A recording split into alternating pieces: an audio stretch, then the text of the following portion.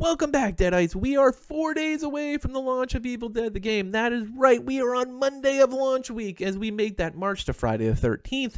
We are almost there, and today we're going to talk about why the leader class is such a unique twist on the tank class. But before we do that, if you could drop a like and a comment on the video, it really does help. And of course, I answer all my comments below, as well as smash that subscribe button, turn on the notification bell for all Evil Dead content as we make our march to Friday.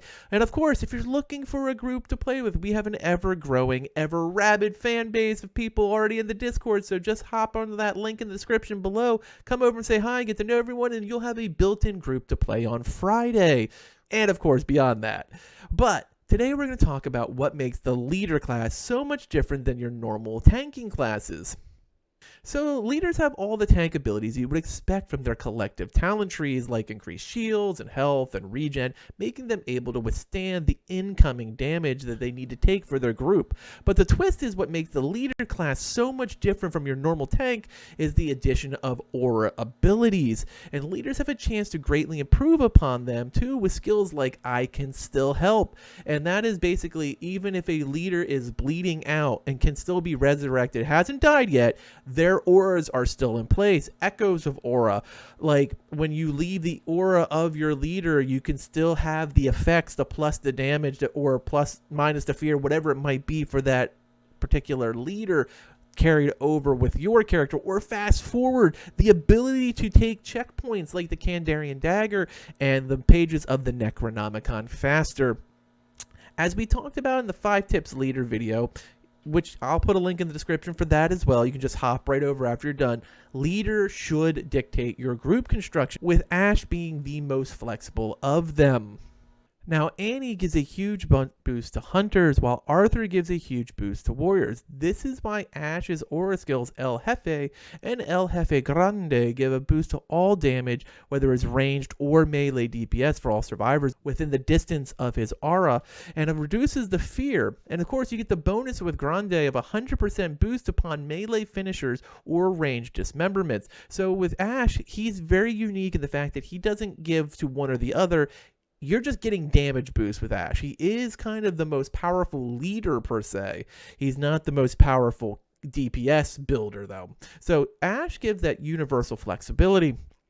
Now Annie, on the other hand, has an ability that is a poppable called Hit 'em Where It Hurts, and that ability increases range damage for herself and all teammates that would normally be within her aura range.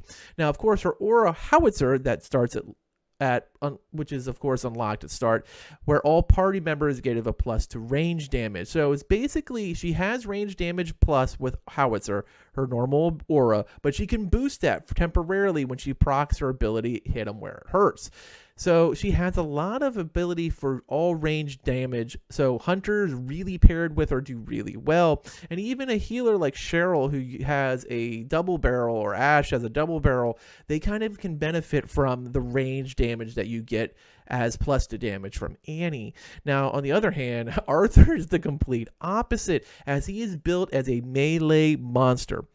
And it all starts with his initial proccable ability called Lord's Wrath, which is basically, he pops it, it reduces fear for everyone in his aura range and increases melee for all damaged party members. Now, here's the thing about Lord's Wrath: if Arthur has a sword, he gets increased melee damage even further.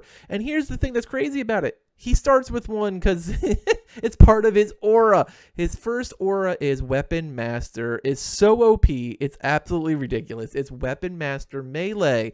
And he starts with a sword to go along with it. So he always has one. Arthur is such a monster. Sometimes, though, you can find better swords from all the chests just to make him even more powerful. But it's not even funny. At level 10, he unlocks Weapon Master Light attacks. So that at this point, any melee attack, whether it's heavy or light, is getting bonus damage if you're in Arthur's range of his aura.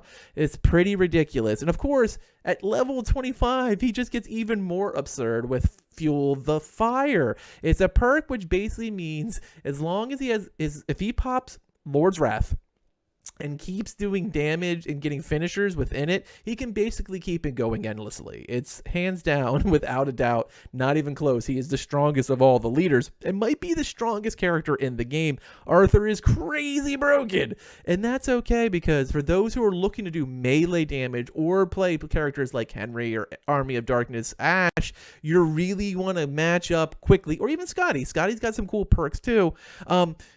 Those are the characters you want to run immediately to having an Arthur as your leader. It comes down to it. All the leaders are really, really good, and it just depends on group construction. So when you're deciding who you're playing, you're going to want that support character, and they're kind of interchangeable depending on who's playing it. So whoever plays depends on their strengths. It really doesn't matter which support gets matched with the leader, but you want to focus on matching up range to Annie, melee to Arthur, and then you can kind of do whatever the hell you want with Ash. Like, you can kind of have a mix and match. You can do 2 of one, 2 of another. You can do 1 of each. It doesn't really matter for the DPS with Ash. But this is what makes the leader class so impressive, is that not only are they have those tank abilities with the +2 shield, the +2 health, the reduction of fear, the reduction of damage, but they also have auras, and these auras are crazy. They're basically like super paladins. Like, if you've played any kind of fantasy game, all the leaders are basically paladin leaders, and it's unbelievable what they did with the class, and it's going to make for a lot of fun for group construction depending on who people play when the game drops on Friday. And as you can see, you'll have a chance now to really match up your groups to maximize the hell for those demons trying to get to you. As always, thanks for watching, and later, mates.